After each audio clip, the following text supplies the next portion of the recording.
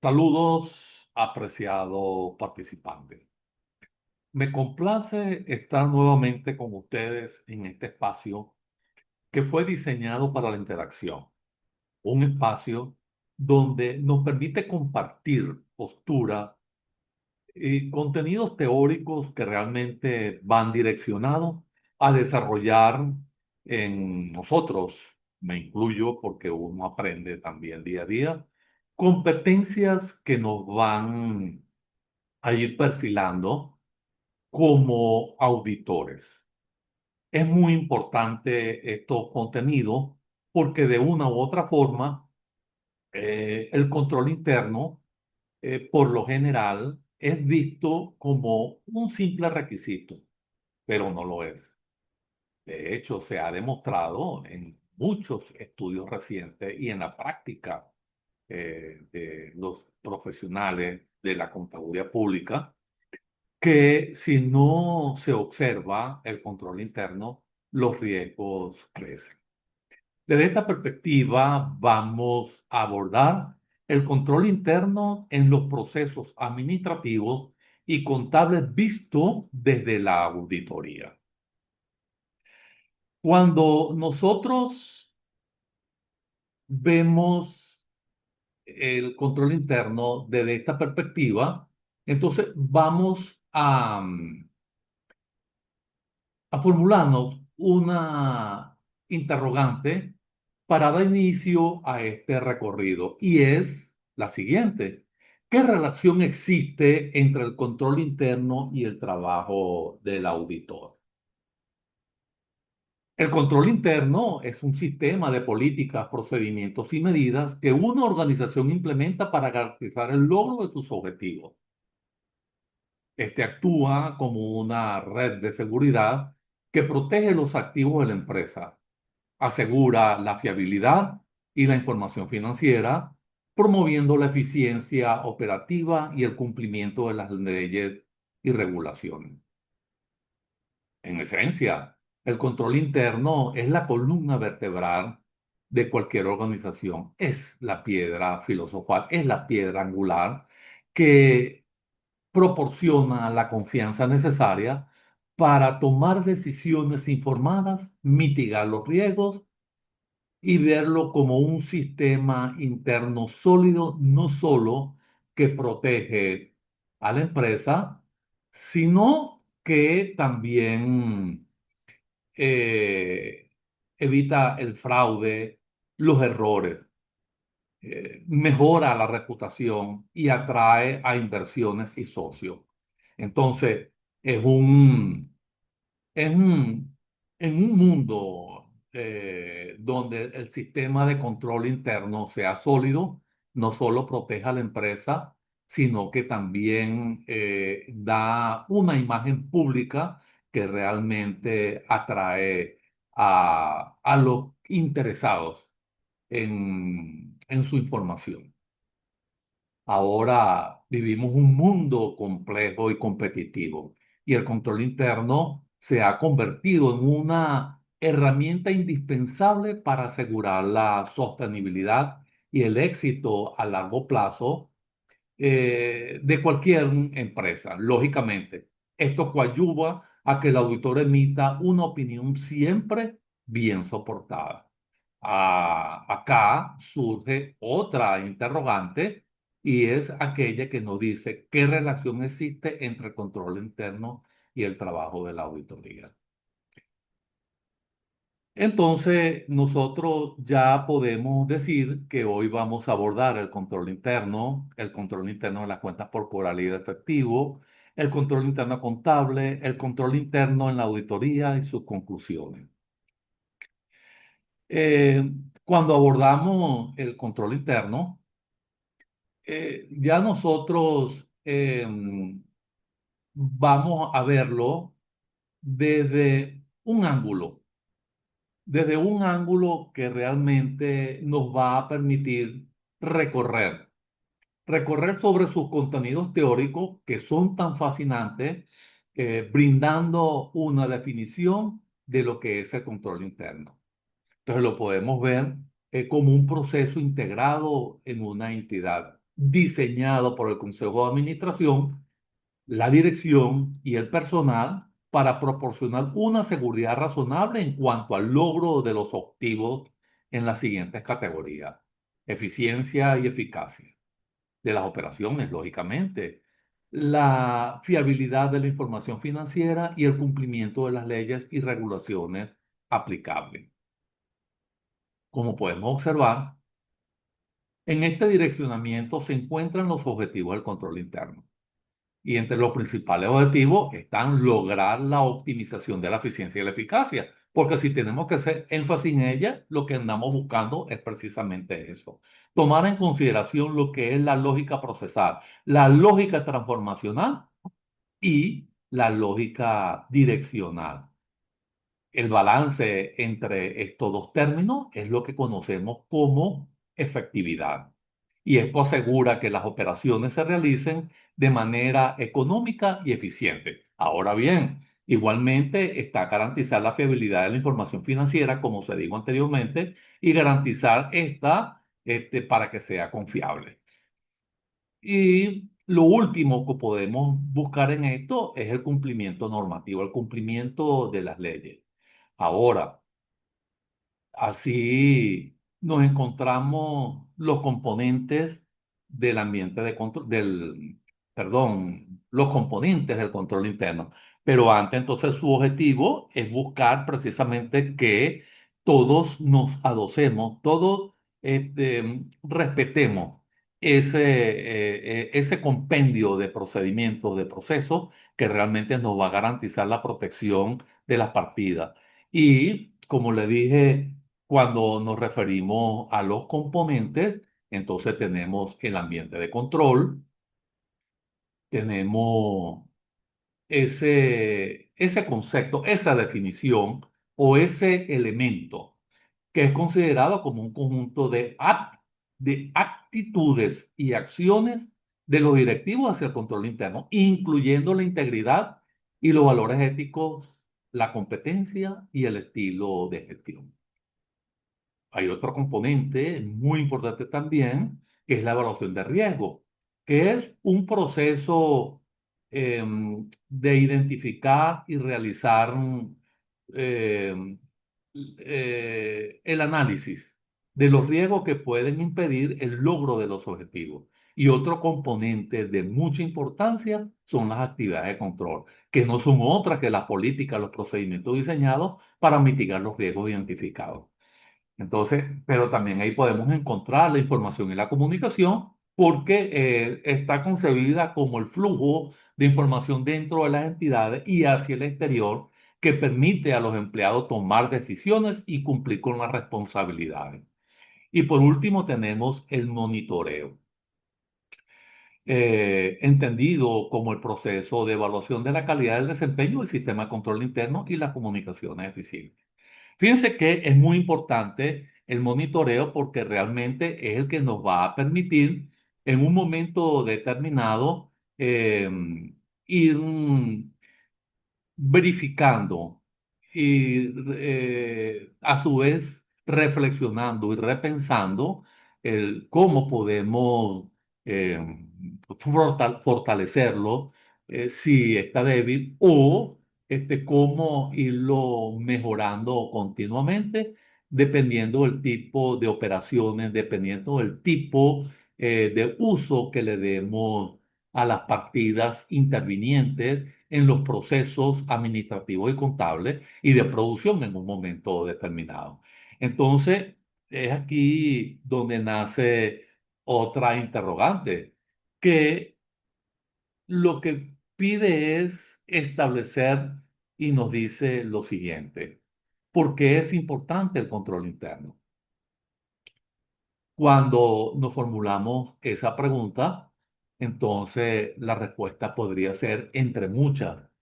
El control interno es vital para las empresas porque garantiza la eficiencia operativa, la fiabilidad de la información financiera. Fíjense que lo estamos extrayendo de lo mismo que hemos dicho en las láminas anteriores y del cumplimiento normativo, porque actúa como un escudo protector contra el fraude, los errores y los riesgos, fortaleciendo la confianza de los inversores y de los socios.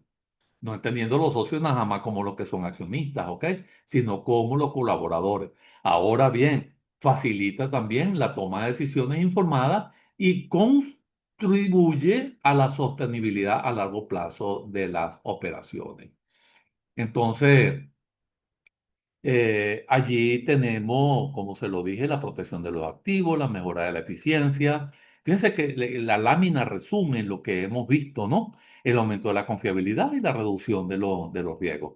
Este, ahora bien, es necesario, esta lámina es muy breve, pero es determinante en cualquier proceso, ¿ok? No solo administrativo y contable sino también de producción, de seguimiento, de evaluación. Es que es la necesidad de implementación de los mecanismos de control interno o de los sistemas de control interno, porque la implementación de uno de estos sistemas es fundamental para cualquier organización, porque en resumen, ya fíjense, se repiten dos términos que son sumamente importantes, que es la eficiencia y la eficacia en las operaciones. Y si nosotros comparamos esos dos términos, y por eso estoy repitiendo, sin querer ser repetitivo, ¿ok? Que la comparación entre la eficiencia y la eficacia nos da el balance antiparistasis. Y él va a determinar la eficiencia y la eficacia. Y si en la ejecución de esos procesos nosotros podemos conseguir algo que nos andábamos buscando, que es lo que conocemos como efecto serendipítico.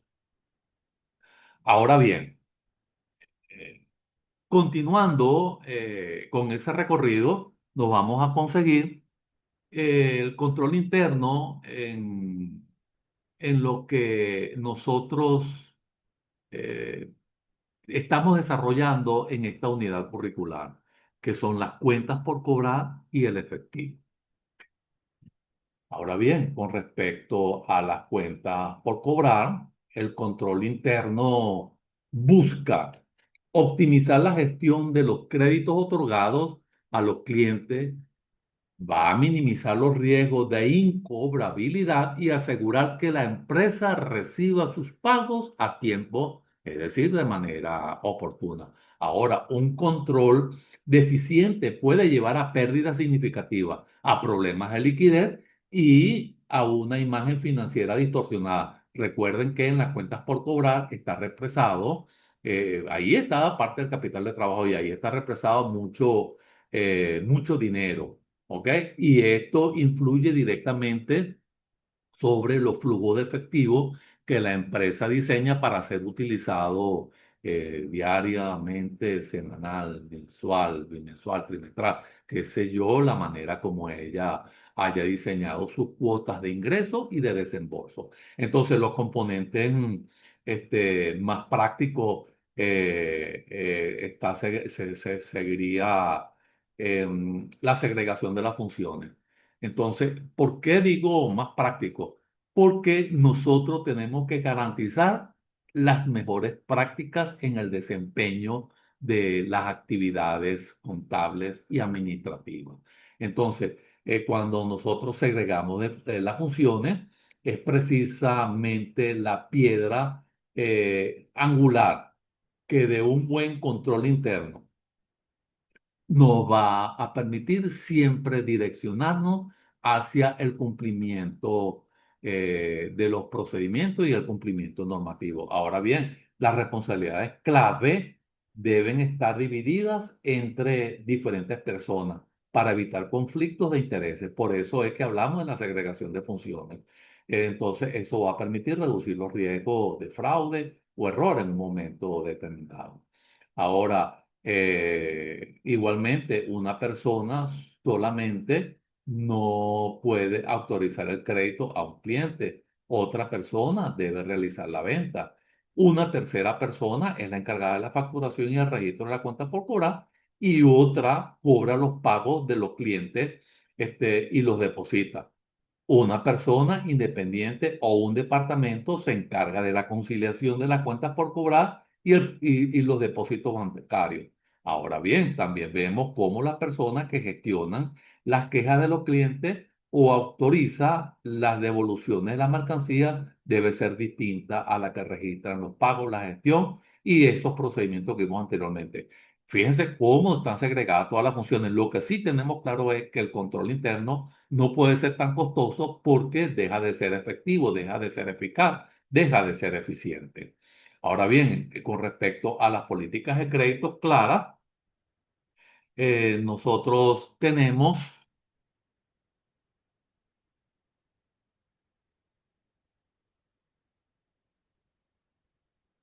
Nosotros tenemos que establecer créditos definidos para la aprobación de estos, ¿ok? Eh, nosotros tenemos que tener los parámetros, ¿ok? Los parámetros que nos permitan utilizar los criterios de análisis, porque nosotros tenemos que, por ejemplo, conocer el historial crediticio del cliente, su capacidad de pago, la referencia. Por otra parte, tenemos que definir los límites de crédito para cada cliente y revisar estos límites periódicamente. Recuerden que todo es cambiante y en un momento determinado las condiciones pueden cambiar y esto también va direccionado al cambio de los procesos o de los procedimientos, perdón, de aprobación de las líneas de crédito, porque debemos comunicar claramente los términos y condiciones de pago de los clientes, días de crédito, descuentos por pronto pago, penalidades, entre otros. Es decir, las políticas precisamente. Entonces, esto nos va a permitir asegurarnos de que estas políticas se apliquen de manera uniforme a todos los clientes. Es decir, que va a ser de manera general. Ahora, para ello tiene que haber un factor que es de suma importancia, que es la facturación oportuna y precisa. Las facturas deben emitirse tan pronto como se despachen los bienes y se preste el servicio. Nosotros no podemos postergar ese procedimiento, porque la información, y sobre todo cuando estamos en periodo de incertidumbre, tenemos que conocerla al momento porque las decisiones tienen que estar bien soportadas. Es decir, tenemos que asegurarnos de que las facturas contengan toda la información necesaria, los datos del cliente, la descripción de producto, de servicio, si son importaciones, las condiciones de pago y que sean matemáticamente correctas. Recuerden que también tenemos una normativa del impuesto sobre la renta que nos orienta a diseñar sistemas de facturación de acuerdo a las normas y por eso es que hemos hablado que el control interno permite adoptar los sistemas normativos porque es de cumplimiento obligatorio. Y esto de utilizar un sistema de facturación me obliga también a prenumerarla para mantener un control secuencial. Esto ya lo hemos visto con anterioridad cuando vimos cuentas por cobrar, pero es necesario refrescarlo porque estamos en los mecanismos de control. Ahora, el seguimiento y la gestión de la cobranza es muy importante porque nos permite implementar un proceso de seguimiento de los deudores que incluya recordatorio de pago antes del vencimiento y también después. Ahora bien, establecer procedimientos claros para la gestión de las cuentas vencidas, perdón, nos estamos refiriendo lógicamente a las cuentas por cobrar, incluyendo llamadas telefónicas, uso de las redes sociales, alertas automáticas a través de los sistemas, envíos de cartas por correo, y eventualmente la derivación a agencias de cobranza o acciones legales de ser el caso. Recuerden que son documentos que son negociables. Ahora bien, debemos mantener un historial detallado de la comunicación con los clientes sobre sus pagos. Esto es lo que deja evidencia y deja un registro histórico de toda la gestión que hemos hecho para lograr el cobro. Ahora, por otra parte, nos va a aparecer que es muy importante lo que debemos decir, el registro oportuno y preciso de la cobranza. Debemos registrar inmediatamente los pagos de los clientes en el sistema contable para reflejar el saldo real de las cuentas por cobrar. Le dije, sobre todo en este tiempo que vivimos en condiciones de incertidumbre. La disponibilidad bancaria tiene que ser inmediata, debemos conocerla en todo momento. Debemos asegurarnos de que los depósitos bancarios coincidan con los cobros registrados. Recuerden que los depósitos bancarios podemos hacerlos nosotros en las empresas o electrónicamente en el momento del pago. Bueno, aquí en Venezuela se está dejando de usar el cheque, pero en otras latitudes aún sigue usándose, ¿no? Entonces, eso nos obliga a realizar conciliaciones periódicas, que es otro elemento de control. Debemos realizar conciliaciones de manera regular de los saldos de las cuentas por cobrar de los libros auxiliares con el saldo de control del libro mayor y lógicamente tenemos que contrastarlo contra lo que nos dicen los estados de cuenta, porque debemos conciliar los registros de los cobros con los estados de cuentas bancarios para destacar cualquier discrepancia o ingreso no registrado de manera oportuna. Y otro aspecto de mucha importancia es la evaluación de la cartera de clientes. Es decir, fíjense cómo se abre el compás de control cuando estamos hablando, fíjense, de una sola partida, pero es importante porque debemos establecer políticas para la evaluación de las cuentas incobrables y la creación de la provisión para cuentas de dudoso cobro. Debemos revisar periódicamente la antigüedad de saldo para identificar las cuentas. Eso tenemos que contrastarlo contra la rotación de las cuentas por cobrar, cuando son de alto riesgo, de incurabilidad y porque debemos tomar acciones correctivas de manera oportuna. Por otra parte, debemos analizar las razones por las cuales los clientes no pagan. Eso tenemos que estudiarlo. Y tenemos los controles tecnológicos. Cuando hablamos de los controles tecnológicos, utilizamos los controles como el ERP, que automatizan el proceso de facturación, de registro de pago y seguimiento de saldo. Esto nos puede ayudar muchísimo en los procesos decisorios. Implementar controles de acceso de los sistemas para asegurar que solo el personal autorizado pueda modificar los registros de la cuenta en un momento determinado. Es decir, que tenemos que conocer los niveles de seguridad y la asignación de clave. Ahora tenemos el riesgo de una falta en el control en las cuentas por cobrar. Ahí tenemos los fraudes, el aumento de incurabilidad, el flujo de efectivo deficiente, la información financiera engañosa, pérdida de clientes. Entonces, fíjense cómo nosotros debemos conocer los saldos de las cuentas por cobrar y el comportamiento de nuestros clientes, porque en un momento determinado esta puede mostrar saldo que puede estar inflado o no, que reflejen la realidad de los pagos recibidos, lo que lleva a decisiones también erróneas. Por eso es que tenemos que tomar en consideración. Y ahora debemos también tomar en consideración lo que es el control interno del efectivo, que es el segundo punto que nosotros también vemos en esta unidad curricular. Cuando hablamos del control interno del efectivo, estamos hablando de aquel dinero sobre el cual no pesa ningún tipo de restricción. Entonces el efectivo es el activo más líquido y por lo tanto es más vulnerable a fraudes y pérdidas. Un control interno bien diseñado para el efectivo es fundamental para proteger este recurso que se considera vital para la empresa. Entonces, al igual que en las cuentas por cobrar, tenemos unos componentes de los mecanismos de control interno o del control interno y las mejores prácticas que nosotros podemos realizar para no incurrir o para fortalecer su manejo. Igualmente está la segregación de funciones. Ahora, lógicamente, estamos hablando de los mecanismos de control o del efectivo. Entonces, la persona que maneja el efectivo, que es el cajero, no puede ser la misma que registra las transacciones en los libros contables, lógicamente.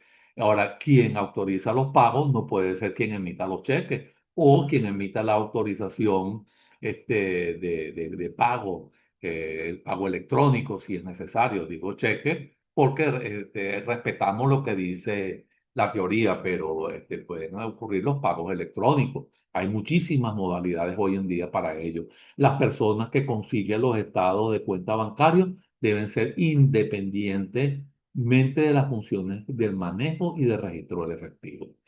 ¿Por qué? Porque si vamos a determinar cuáles son los saldos correctos o a encontrar los saldos que son verdaderos, no podemos decirle a la persona que cobra, a la persona que envía a hacer depósito, a la persona que registra contablemente y va a ser la misma persona que hace la conciliación bancaria. Lógicamente que no va a decir que está bien todo. Ahora, todos los ingresos efectivos deben depositarse en el banco de forma íntegra de manera inmediata, lo antes posible, preferiblemente al día, diariamente. Los depósitos electrónicos nos permiten hacer transferencia en tiempo real si se quiere. Esto va a minimizar el riesgo de la manipulación y la malversación de esas partidas. Es necesario, por otra parte, también, entre esas mejores prácticas, hacer el arqueo periódico. eh, el manejo de la caja chica establece un fondo fijo. Debemos tener una persona designada responsable para que custodie esos fondos, exigir los comprobantes y los recibos de cada desembolso, realizar las reposiciones periódicas. Cada vez que nosotros hagamos un arqueo tenemos que reponer inmediatamente. También, lógicamente, se repone cuando falte, cuando establezca el mínimo. Ahora bien, tenemos los controles entre salida del efectivo. Todos los pagos deben realizarse de manera adecuada, utilizando el mecanismo electrónico no debidamente autorizado. Es recomendable utilizar eh, depósitos y registrar inmediatamente los códigos que se utilicen. Ahora las conciliaciones bancarias deben realizarse de manera periódica, por lo general en un mes, pero yo diría que hoy en día tiene que hacerse regularmente para conocer realmente los saldos que deben existir, porque nosotros andamos buscando la seguridad física para proteger el efectivo, como una medida de seguridad física con caja fuerte, sistemas de vigilancia, personal debidamente autorizado y con la fianza emitida para garantizar en un momento determinado la pérdida de este. Entonces tenemos la documentación de las transacciones porque tenemos que asegurarnos de que cada movimiento de efectivo, ingreso o egreso indistintamente, ¿verdad? En lo que ocurre en un momento determinado, esté debidamente documentado. Entonces, ¿qué puede ocurrir o qué riesgos estarían presentes por una falta de control interno del efectivo? El robo, la malversación, los errores de registro, el fraude, la falta de liquidez. Y entonces fíjense cómo nosotros estamos siempre pensando en los procesos contables y lo vamos a ver con un conjunto de normas, de procedimientos y medidas. Entonces, así llegamos al control interno contable.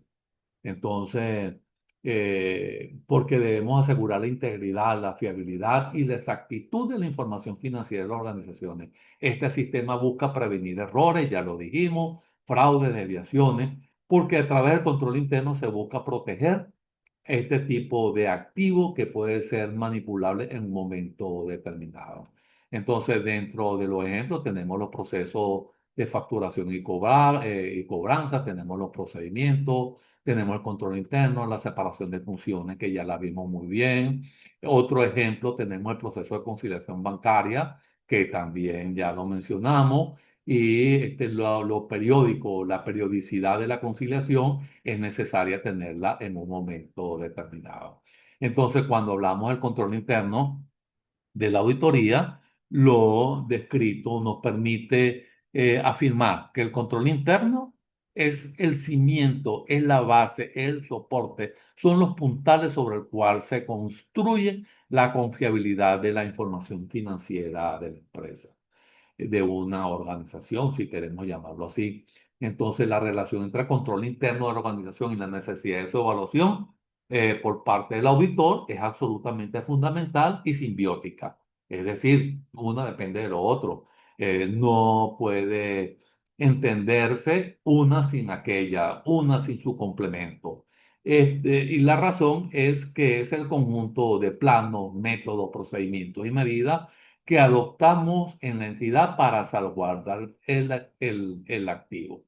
Ahora, por su parte, el auditor, ya sea interno o externo, dependiendo del tipo de auditoría que realice, tiene la responsabilidad de emitir una opinión sobre la razonabilidad de los estados financieros, la efectividad de las operaciones y el cumplimiento normativo.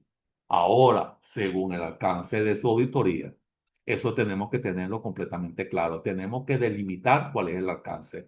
Ahora, para poder hacer esto de manera efectiva y eficiente, el auditor necesita comprender, evaluar el sistema de control interno. Es allí la relación. Nosotros para emitir opinión de la fiabilidad que tengamos sobre la información financiera que está reflejada en los estados financieros, tenemos que saber si el control interno es fiable, si es robusto o no en un momento determinado. Entonces, tenemos que determinar, para ello es importante determinar el alcance y el enfoque de la auditoría, porque un control bien diseñado reduce los riesgos. Y por otra parte, o contrariamente, un control interno débil o deficiente hará que el auditor realice pruebas sustantivas más extensas, es decir, que aumenta la muestra para poder determinar los riesgos a que pueden estar sometidos o los errores o los fraudes que puede estar sometida la partida en un momento determinado. Sobre todo cuando hablamos de la sesión del activo corriente, ¿no? Ahora, la identificación de los riesgos significativos, los soportes por parte del auditor, tenemos la agregación del valor de la entidad auditada, porque va más allá de la función que asegura la confiabilidad de la información. El auditor es el aval, es el control interno que puede identificar oportunidades de mejora y hacer recomendaciones a la gerencia en un momento determinado. Entonces, fíjense cuán importante es lo que hemos desarrollado en esta tarde. Entonces, esto permite afirmar que el control interno es el soporte, ¿verdad? Lo ratificamos. Su evaluación es la garantía de que este realmente se esté cumpliendo. Así llegamos al final del recorrido de esta tarde. Entonces, el control interno en los procesos administrativos y contables es la base fundamental para cualquier organización, porque a través de él adoptamos una serie de políticas, de procedimientos, de medidas, y estoy siendo un tanto circular en los contenidos, pero estamos en el acto conclusivo, entonces se garantiza la integridad, la fiabilidad, la exactitud de la información financiera. Ahora bien, al prevenir errores, fraudes y desviaciones, el control interno distribuye y contribuye a la toma de decisiones informadas, protege los activos de la empresa y fortalece la confianza de los colaboradores. Ahora bien, es necesario, es importante, es vital destacar que el control interno no es un proceso estático, sino que debe ser continuamente evaluado y adaptado a los cambios del entorno. Las condiciones cambiantes requieren que los controles internos sean adecuados a las nuevas realidades y su implementación efectiva requiere de la participación de todos. Recuerden que COSO dice que ahora nada más no es responsabilidad a nivel estratégico la implementación y seguimiento del control interno, sino también de todos los intervinientes en el proceso. Bueno, hemos llegado así al final del recorrido. Voy a subirle para aquellas personas que no pudieron estar eh, aquellas personas que no pudieron estar presentes. Entonces, podemos subir el enlace para que lo vean, para que se discuta y me envíen mensaje de presentarse alguna duda. Lo importante, recuérdense, que filosóficamente es cuestionarnos, dudar y cuestionar. Bueno, que tengan una feliz tarde. Hasta pronto. Estoy completamente a la disposición de ustedes. Recuerden, debemos profundizar en el desarrollo de estos contenidos. Lo importante de esta clase es porque la segunda actividad evaluativa precisamente va sobre el manejo del efectivo, del control interno de él y qué ocurre. Nosotros, para diseñar cuestionarios de control interno, nosotros debemos conocer cómo funciona el control interno, y porque conocerlo es diseñar las preguntas que realmente me van a permitir conocer su realidad. Entonces, que tengan una feliz tarde. Hasta pronto.